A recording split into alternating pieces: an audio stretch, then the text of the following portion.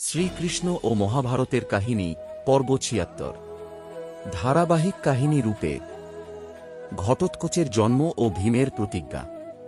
হিড়িম্ব রাক্ষসের সঙ্গে যুদ্ধের পর ভীম হিড়িম্বার অনুরোধে কিছুদিন তার সঙ্গে থাকেন।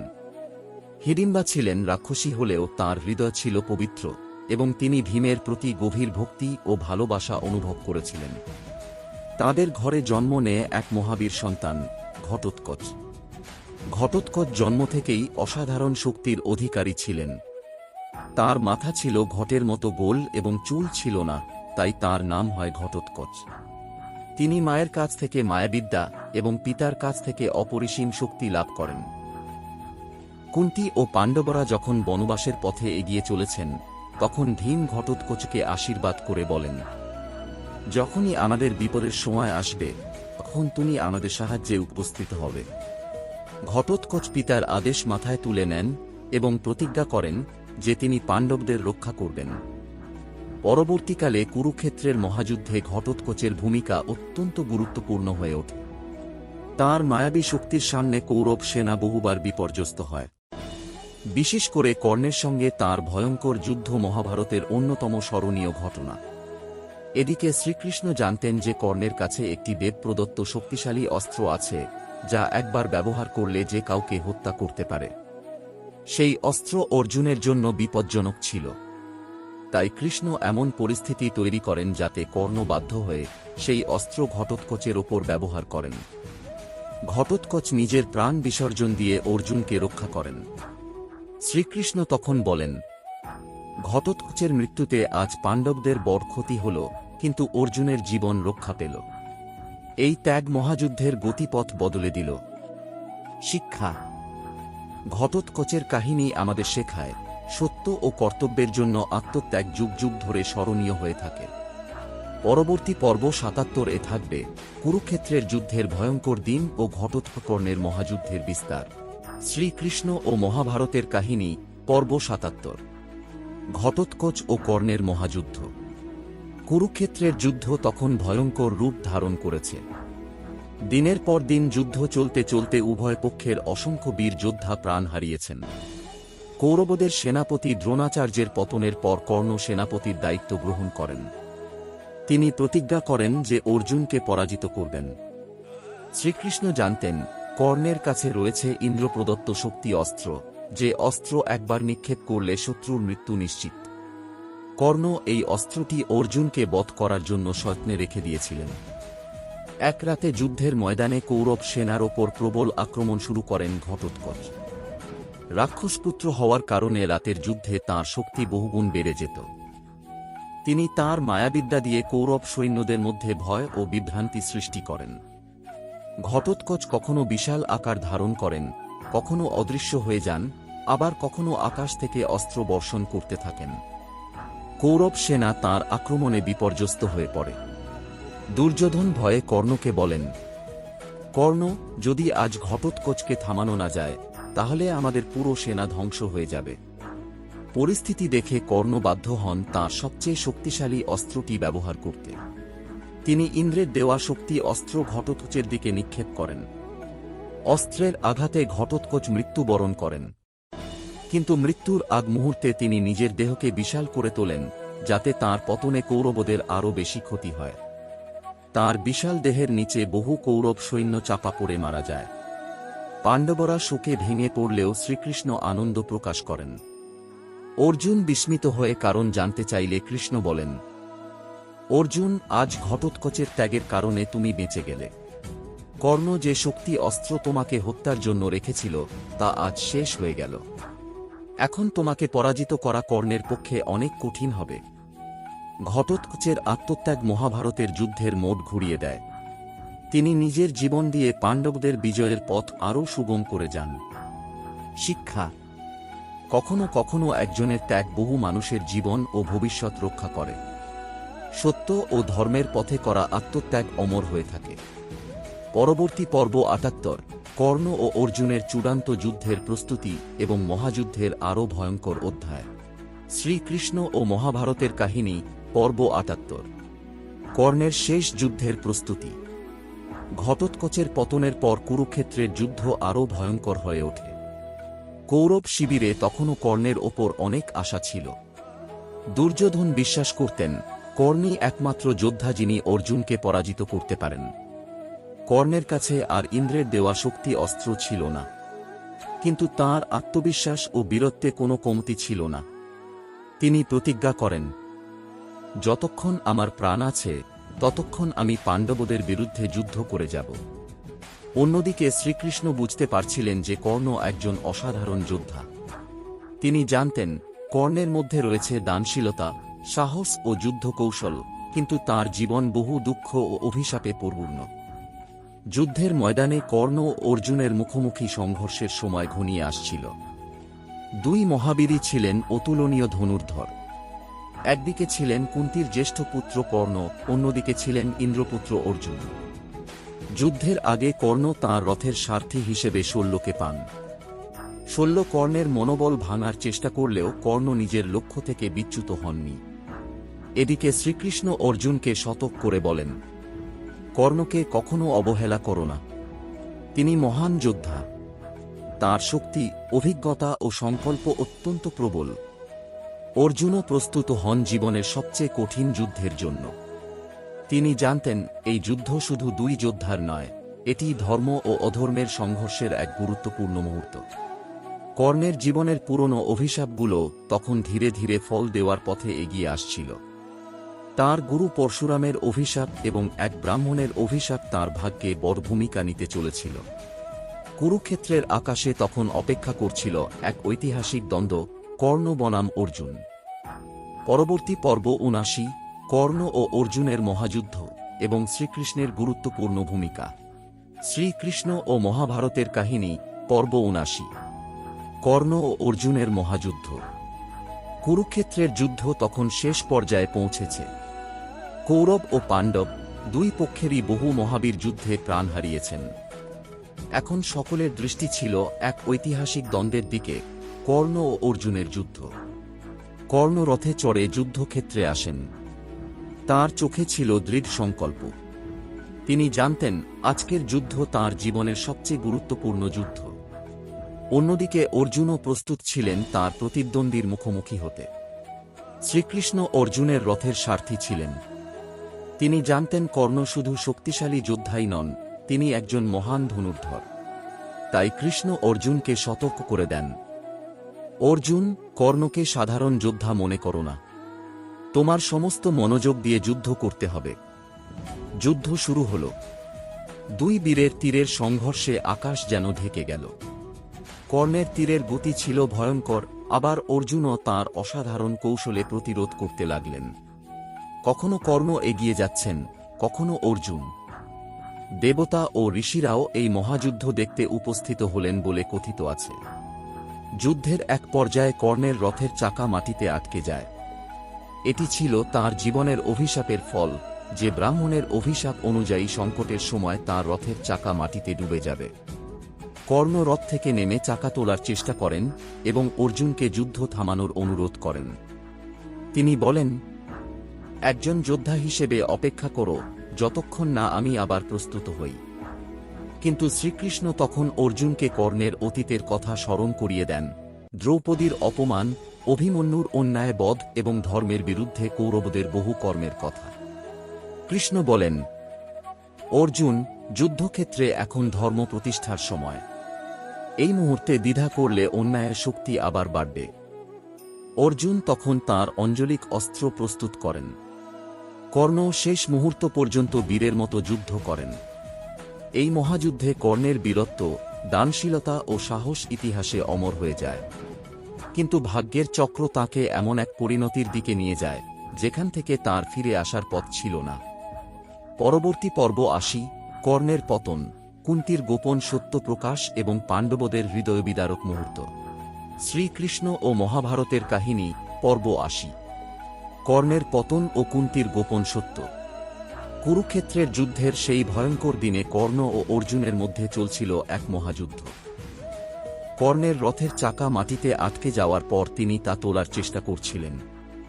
কিন্তু শ্রীকৃষ্ণ অর্জুনকে স্মরণ করিয়ে দেন যে যুদ্ধক্ষেত্রে কর্ণ বহুবার ধর্মের নিয়ম ভঙ্গের পাশে দাঁড়িয়েছিলেন। অর্জুন তখন তার ধনুক তুলে অঞ্জলিক অস্ত্র প্রয়োগ করেন। সেই শক্তিশালী অস্ত্র কর্ণের দিকে ধেয়ে যায় এবং কর্ণ মাটিতে লুটিয়ে পড়েন।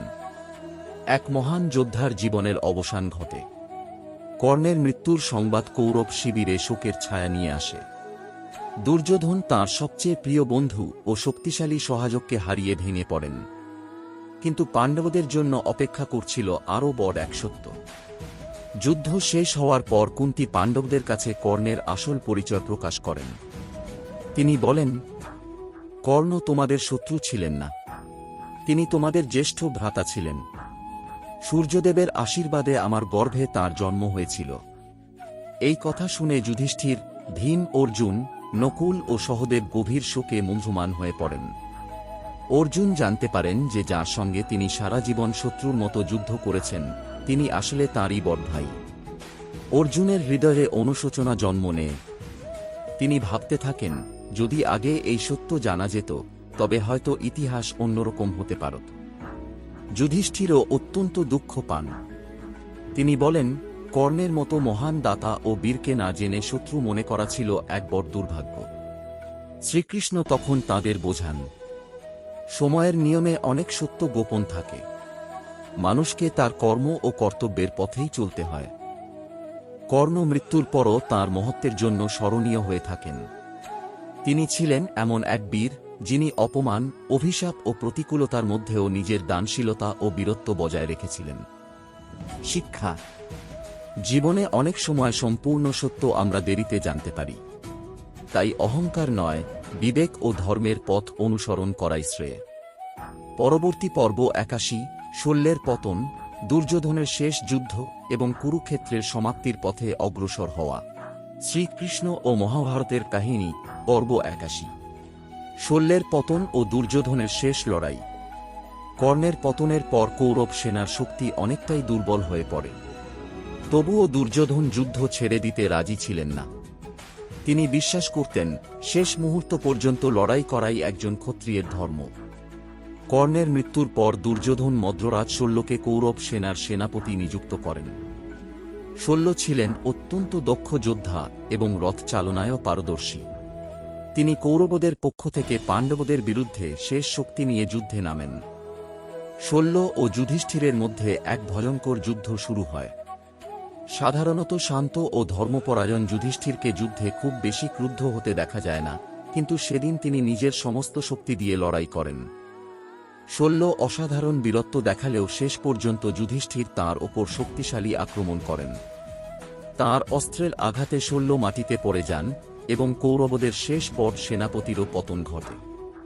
শল্যের মৃত্যুর পর কৌরব সেনা প্রায় সম্পূর্ণ ভেঙে পড়ে। দুর্যোধন বুঝতে পারেন যে যুদ্ধের ফল প্রায় নির্ধারিত হয়ে গেছে। তিনি যুদ্ধক্ষেত্র ছেড়ে একটি হ্রদের মধ্যে আশ্রয় নেন। পাণ্ডবরা তাঁকে খুঁজে বের করেন। ভীম দুর্যোধনকে যুদ্ধের জন্য আহ্বান জানান। দুর্যোধন গদাযুদ্ধে ভীমের সঙ্গে লড়াই করতে সম্মত হন। দুই মহাবীরের মধ্যে শুরু হয় ভয়ঙ্কর গদাযুদ্ধ। দুর্যোধন ছিলেন গদাযুদ্ধে অত্যন্ত পারদর্শী, এমনকি ভীমের থেকেও তার কৌশল অনেক উন্নত ছিল। যুদ্ধ চলতে থাকে দীর্ঘ সময়। তখন শ্রীকৃষ্ণ ভীমকে স্মরণ করিয়ে দেন তাঁর প্রতিজ্ঞার কথা। দ্রৌপদীর অপমানের সময় ভীম প্রতিজ্ঞা করেছিলেন যে তিনি দুর্যোধনের উরু ভেঙে দেবেন। শ্রীকৃষ্ণের ইঙ্গিত বুঝে ভীম নিয়মের বাইরে গিয়ে দুর্যোধনের উরুতে আঘাত করেন। দুর্যোধন মাটিতে পড়ে যান। যদিও গদাযুদ্ধের নিয়ম অনুযায়ী এই আঘাত অন্যায় ছিল, তবুও মহাভারতের বৃহত্তর ঘটনা প্রবাহে এটি কৌরব রাজ্যের পতনের শেষ অধ্যায় হয়ে ওঠে। শিক্ষা: অহংকার ও অন্যায়ের পথ যত শক্তিশালী মনে হোক, শেষ পর্যন্ত তার পরিণতি ধ্বংসের দিকেই নিয়ে যায়। পরবর্তী পর্ব ৮২, দুর্যোধনের পতনের পর অশ্বত্থামার প্রতিশোধ, পাণ্ডব শিবিরে রাতের ভয়ঙ্কর ঘটনা। শ্রীকৃষ্ণ ও মহাভারতের কাহিনী, পর্ব ৮২। অশ্বত্থামার প্রতিশোধ ও পাণ্ডব শিবিরের ভয়ঙ্কর রাত। দুর্যোধনের পতনের পর কৌরবদের পরাজয় প্রায় নিশ্চিত হয়ে যায়। যুদ্ধক্ষেত্রে কেবল কয়েকজন কৌরব যোদ্ধা জীবিত ছিলেন। তাদের মধ্যে ছিলেন দ্রোণাচার্যের পুত্র অশ্বত্থামা, কৃপাচার্য এবং কৃতবর্মা। দুর্যোধন যখন মৃত্যুশয্যায় পড়েছিলেন তখন অশ্বত্থামা তাঁর কাছে যান। নিজের পিতার মৃত্যু এবং কৌরবদের পরাজয়ের কথা মনে করে তাঁর মনে প্রবল ক্রোধ জন্ম নেয়। তিনি প্রতিজ্ঞা করেন, আমি আজ রাতে পাণ্ডবদের শিবিরে প্রবেশ করে প্রতিশোধ নেব। রাত গভীর হলে অশ্বত্থামা, কৃপাচার্য ও কৃতবর্মাকে সঙ্গে নিয়ে পাণ্ডব শিবিরের দিকে এগিয়ে যান। সবাই যখন গভীর ঘুমে আচ্ছন্ন, তখন অশ্বত্থামা প্রতিশোধের আগুনে অন্ধ হয়ে আক্রমণ শুরু করেন। তিনি পাণ্ডবদের সেনাপতি ধৃষ্টদ্যুম্ন, শিখণ্ডী এবং বহু পাঞ্চাল যোদ্ধাকে হত্যা করেন। সেই রাতে যুদ্ধের সমস্ত নিয়ম ভেঙে এক ভয়ঙ্কর হত্যাকাণ্ড ঘটে। অশ্বত্থামা ভুলবশত পাণ্ডবদের পুত্রদেরও হত্যা করেন। দ্রৌপদীর 5 পুত্র উপপাণ্ডবরা সেই রাতে প্রাণ হারান। ভোর হলে এই সংবাদ পাণ্ডব শিবিরে গভীর শোক নিয়ে আসে। দ্রৌপদী তাঁর সন্তানদের মৃত্যুতে শোকাহত হয়ে প্রতিশোধ দাবি করেন। ভীম অশ্বত্থামাকে খুঁজে বের করার জন্য বেরিয়ে পড়েন। অর্জুন ও শ্রীকৃষ্ণকে সঙ্গে নিয়ে অশ্বত্থামার সন্ধানে যান। অবশেষে তাঁদের মধ্যে এক ভয়ঙ্কর সংঘর্ষ হয়। অশ্বত্থামা ক্রোধে ব্রহ্মাস্ত্র প্রয়োগ করেন। অর্জুনও বাধ্য হয়ে ব্রহ্মাস্ত্র আহ্বান করেন। তখন ঋষি ব্যাসদেব উপস্থিত হয়ে 2 মহাশক্তিশালী অস্ত্র ফিরিয়ে নিতে বলেন, কারণ এর সংঘর্ষে সমগ্র পৃথিবী ধ্বংস হতে পারে। অর্জুন তার অস্ত্র ফিরিয়ে নেন, কিন্তু অশ্বত্থামা তা করতে সক্ষম হন না। তিনি সেই অস্ত্রকে অভিমুখ দেন অভিমন্যুর স্ত্রী উত্তরার গর্ভের সন্তানের দিকে। শ্রীকৃষ্ণ তখন হস্তক্ষেপ করেন এবং তাঁর ঐশ্বরিক শক্তি দিয়ে সেই অনাগত শিশুকে রক্ষা করেন। সেই শিশুই পরে রাজা পরীক্ষিত নামে পরিচিত হন। অশ্বত্থামার এই কর্মের জন্য শ্রীকৃষ্ণ তাঁকে কঠোর অভিশাপ দেন, তিনি দীর্ঘকাল পৃথিবীতে যন্ত্রণার সঙ্গে বিচরণ করবেন। শিক্ষা: প্রতিশোধের আগুন মানুষকে বিবেকহীন করে তুলতে পারে। ক্রোধের বশে করা কাজের ফল কখনো শুভ হয় না। পরবর্তী পর্ব 83, যুধিষ্ঠিরের রাজ্যাভিষেক, শ্রীকৃষ্ণের উপদেশ। শ্রীকৃষ্ণ ও মহাভারতের কাহিনী, পর্ব 83। যুধিষ্ঠিরের রাজ্যাভিষেক ও ধর্মের প্রতিষ্ঠা। কুরুক্ষেত্রের মহাযুদ্ধ শেষ হয়েছে। কৌরবদের পতনের পর হস্তিনাপুরে শান্তি ফিরে আসতে শুরু করে। কিন্তু পাণ্ডবদের মনে ছিল গভীর বেদনা, কারণ এই বিজয়ের জন্য তাদের প্রিয়জন ও অসংখ্য বীর যোদ্ধার প্রাণ বিসর্জন দিতে হয়েছে। যুধিষ্ঠির মনে মনে দুঃখিত ছিলেন। তিনি ভাবতেন, এত রক্তপাতের পর যে রাজ্য লাভ হয়েছে তা কি সত্যিই সুখের হতে পারে। তিনি রাজসিংহাসন গ্রহণ করতে অনিচ্ছা প্রকাশ করেন। তখন শ্রীকৃষ্ণ ও ঋষিরা তাঁকে বোঝান, রাজা হওয়া শুধু ক্ষমতা ভোগ করা নয়, একজন রাজাকে প্রজার কল্যাণ, ন্যায় ও ধর্ম রক্ষার জন্য দায়িত্ব পালন করতে হয়। শ্রীকৃষ্ণের উপদেশে যুধিষ্ঠির নিজের দায়িত্ব গ্রহণ করেন। হস্তিনাপুরে তাঁর রাজ্যাভিষেকের আয়োজন করা হয়। সকলের উপস্থিতিতে তিনি রাজা হিসেবে অভিষিক্ত হন। যুধিষ্ঠির প্রতিজ্ঞা করেন, আমি সর্বদা ধর্মের পথে থেকে প্রজাদের রক্ষা করব এবং ন্যায়ের সঙ্গে রাজ্য পরিচালনা করব। ভীম, অর্জুন, নকুল ও সহদেব তাঁকে সাহায্য করার জন্য পাশে থাকেন। শ্রীকৃষ্ণ তাঁদের আশীর্বাদ করেন। এরপর পাণ্ডবরা তাঁদের মৃত আত্মীয় ও বীর যোদ্ধাদের জন্য শ্রাদ্ধ ও প্রার্থনা করেন। কুরুক্ষেত্রের যুদ্ধের ক্ষত ধীরে ধীরে শান্ত হতে থাকে। এদিকে বৃদ্ধ ধৃতরাষ্ট্র, গান্ধারী ও কুন্তীও হস্তিনাপুরে বসবাস করতে থাকেন। যুধিষ্ঠির তাদের যথাযোগ্য সম্মান ও যত্ন করেন, যদিও ধৃতরাষ্ট্রের পুত্রদের অধিকাংশই পাণ্ডবদের বিরুদ্ধে যুদ্ধ করেছিলেন। শ্রীকৃষ্ণ জানতেন, ধর্ম প্রতিষ্ঠার কাজ এখনও শেষ হয়নি। রাজ্য পরিচালনা, মানুষের কল্যাণ এবং ভবিষ্যৎ প্রজন্মকে সঠিক পথে পরিচালনা করাই এখন পাণ্ডবদের নতুন দায়িত্ব। শিক্ষা: সত্যিকারের বিজয় শুধু শত্রুকে পরাজিত করা নয়, বিজয়ের পর ন্যায়, ক্ষমা ও দায়িত্বের সঙ্গে পথ চলাই প্রকৃত ধর্ম। পরবর্তী পর্ব 84, ভীষ্মের ষোড়শয্যা, যুধিষ্ঠিরকে তাঁর অমূল্য শিক্ষা এবং রাজধর্মের উপদেশ। শ্রীকৃষ্ণ ও মহাভারতের কাহিনী, পর্ব 84। ভীষ্মের ষোড়শয্যা ও রাজধর্মের মহাজ্ঞান। কুরুক্ষেত্রের যুদ্ধ শেষ হয়েছে। কৌরব ও পাণ্ডব দুই পক্ষের অসংখ্য বীর যোদ্ধা প্রাণ হারিয়েছেন। যুদ্ধের পর শ্রীকৃষ্ণ, পাণ্ডবরা এবং ঋষিরা সবাই গেলেন ভীষ্ম পিতামহের কাছে। ভীষ্ম তখনও ষোড়শয্যায় শুয়েছিলেন। তাঁর শরীর অসংখ্য তীরে বিদ্ধ, কিন্তু তাঁর ইচ্ছামৃত্যুর বর থাকার কারণে তিনি তখনও জীবিত ছিলেন। তিনি অপেক্ষা করছিলেন সূর্যের উত্তরায়ণের জন্য, কারণ সেই সময় দেহ ত্যাগ করলে শুভ বলে মনে করা হয়। যুধিষ্ঠির ভীষ্মের কাছে গিয়ে গভীর দুঃখ প্রকাশ করেন। তিনি বলেন, পিতামহ, এই যুদ্ধের কারণে এত প্রাণহানি হয়েছে। আমি কিভাবে রাজ্য পরিচালনা করব? আমাকে ধর্মের পথ দেখান। ভীষ্ম তখন তাকে রাজধর্ম, নীতি ও কর্তব্যের অমূল্য শিক্ষা দিতে শুরু করেন। তিনি বলেন, একজন রাজার প্রথম কর্তব্য হল প্রজাদের রক্ষা করা। রাজাকে নিজের সুখের আগে মানুষের কল্যাণের কথা ভাবতে হবে। ভীষ্ম আরও বলেন, একজন শাসকের মধ্যে থাকতে হবে সত্য ও ন্যায়ের প্রতি বিশ্বাস, ধৈর্য ও ক্ষমার গুণ, দুর্বলদের রক্ষা করার মনোভাব, সঠিক সিদ্ধান্ত নেওয়ার ক্ষমতা। তিনি যুধিষ্ঠিরকে বোঝান যে ধর্মের পথ সবসময় সহজ নয়, কিন্তু কঠিন পরিস্থিতিতেও ন্যায়ের পথ ছেড়ে দেওয়া উচিত নয়। ভীষ্ম শ্রীকৃষ্ণের মহিমাও বর্ণনা করেন। তিনি বলেন যে শ্রীকৃষ্ণ শুধু পাণ্ডবদের বন্ধু নন, তিনি স্বয়ং পরম সত্যের রূপ। অবশেষে সূর্য উত্তরায়ণে প্রবেশ করলে ভীষ্ম শ্রীকৃষ্ণ ও পাণ্ডবদের সামনে শান্ত মনে দেহ ত্যাগ করেন। তাঁর মৃত্যুতে সবাই শোকাহত হলেও তাঁরা জানতেন, ভীষ্ম তাঁর জ্ঞান ও আদর্শের মাধ্যমে চিরকাল বেঁচে থাকবেন। শিক্ষা। জীবনের সবচেয়ে বড় সম্পদ হল জ্ঞান ও সৎ পথের শিক্ষা। একজন মহান ব্যক্তি তাঁর কর্ম ও আদর্শের মাধ্যমে যুগ যুগ ধরে স্মরণীয় হয়ে থাকেন। পরবর্তী পর্ব 85, যুধিষ্ঠিরের শাসনকাল, অশ্বমেধ যজ্ঞ এবং শ্রীকৃষ্ণের সঙ্গে পাণ্ডবদের পরবর্তী অধ্যায়। শ্রীকৃষ্ণ ও মহাভারতের কাহিনী, পর্ব 85। যুধিষ্ঠিরের শাসনকাল ও অশ্বমেধ যজ্ঞ। ভীষ্ম পিতামহের কাছ থেকে রাজধর্মের শিক্ষা পাওয়ার পর যুধিষ্ঠির আরও দৃঢ়ভাবে রাজ্য পরিচালনার দায়িত্ব গ্রহণ করেন। হস্তিনাপুরে ধীরে ধীরে শান্তি ও সমৃদ্ধি ফিরে আসতে থাকে। যুধিষ্ঠির ছিলেন ন্যায়পরায়ণ রাজা। তিনি প্রজাদের সুখ দুঃখের কথা শুনতেন এবং সবসময় ধর্মের পথে চলার চেষ্টা করতেন।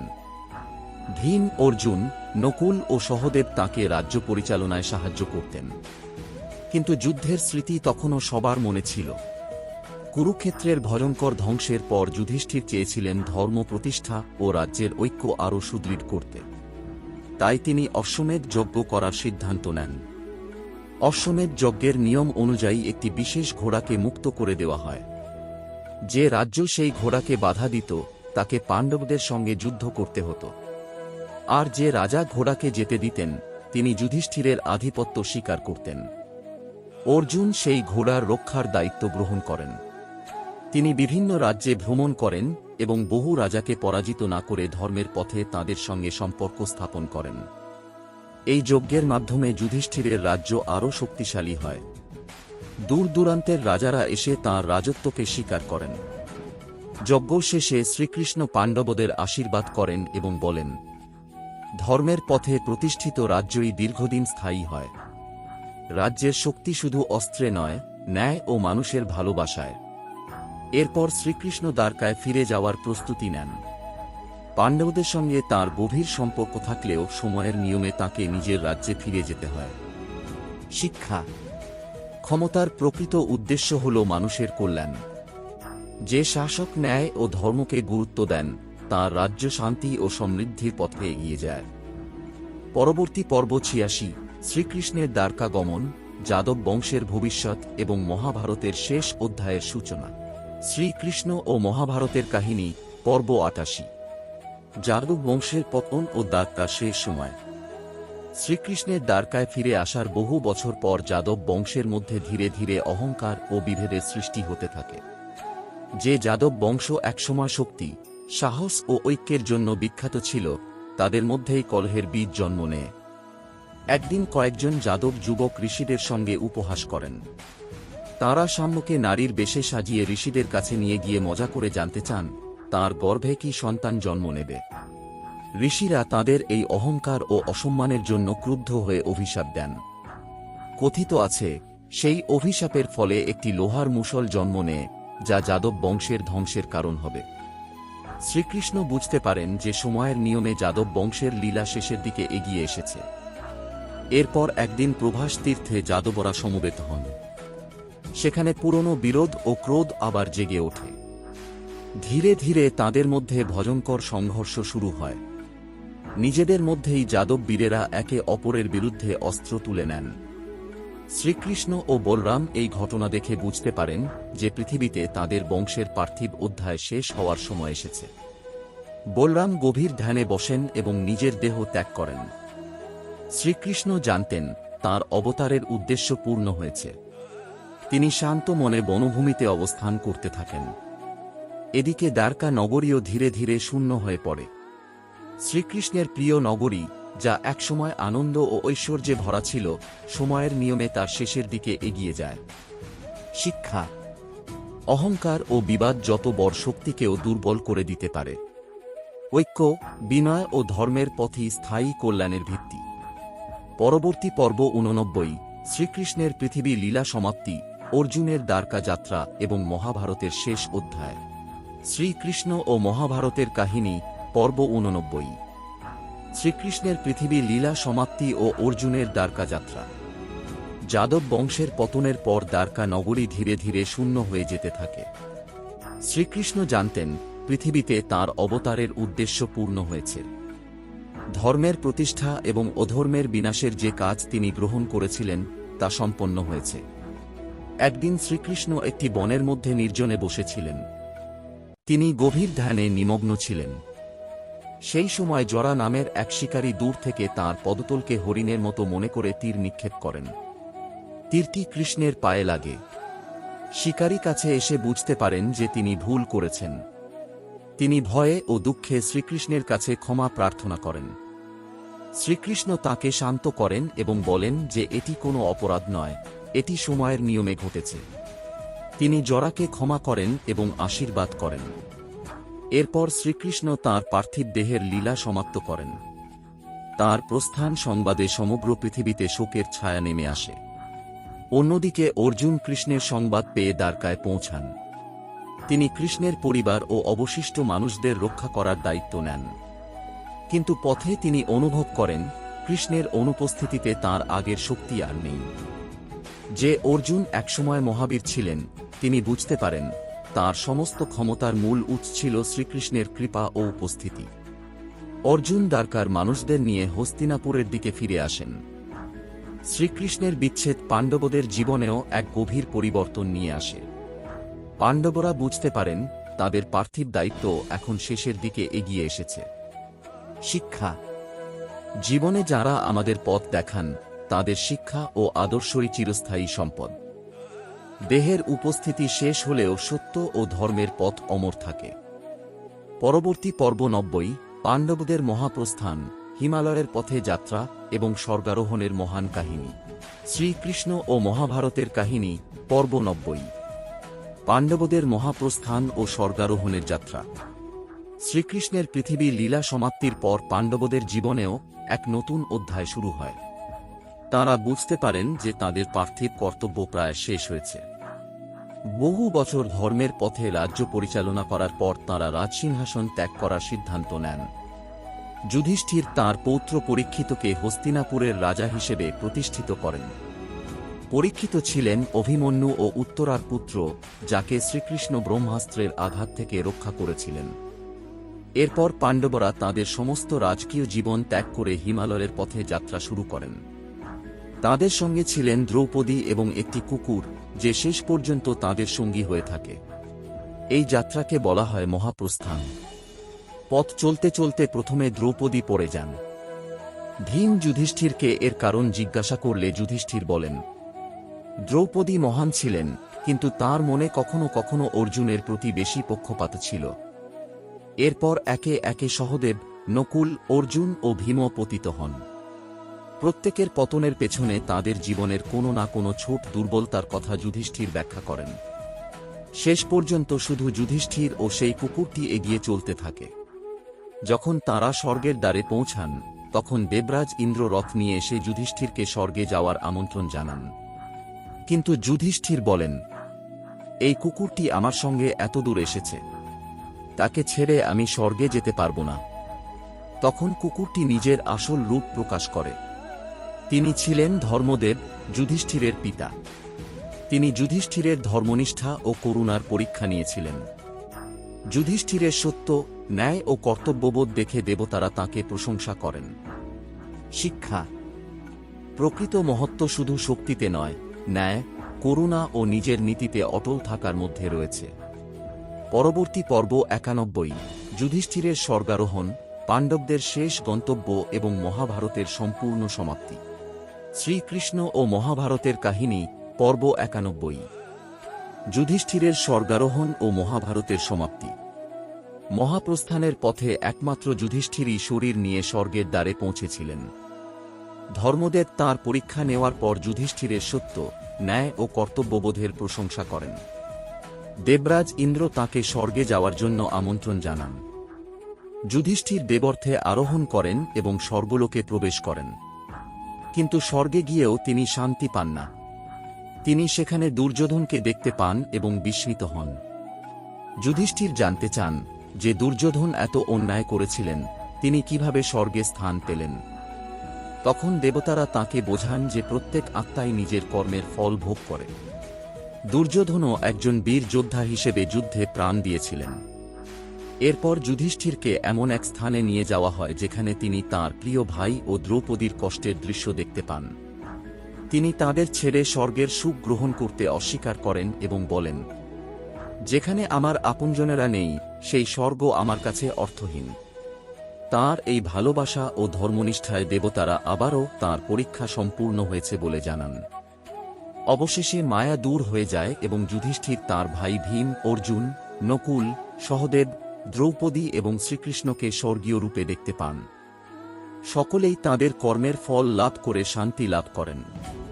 এইভাবে মহাভারতের মহান কাহিনীর সমাপ্তি ঘটে, যেখানে ধর্ম, সত্য, কর্তব্য ও ন্যায়ের শিক্ষা যুগ যুগ ধরে মানুষের পথ দেখিয়ে চলেছে। শিক্ষা: জীবনের সবচেয়ে বড় সম্পদ হল ধর্ম ও সত্যের পথে থাকা। পরিস্থিতি যত কঠিন হোক, ন্যায়ের পথ শেষ পর্যন্ত সম্মান ও শান্তির দিকে নিয়ে যায়। শ্রীকৃষ্ণ ও মহাভারতের কাহিনীর সমাপ্তি।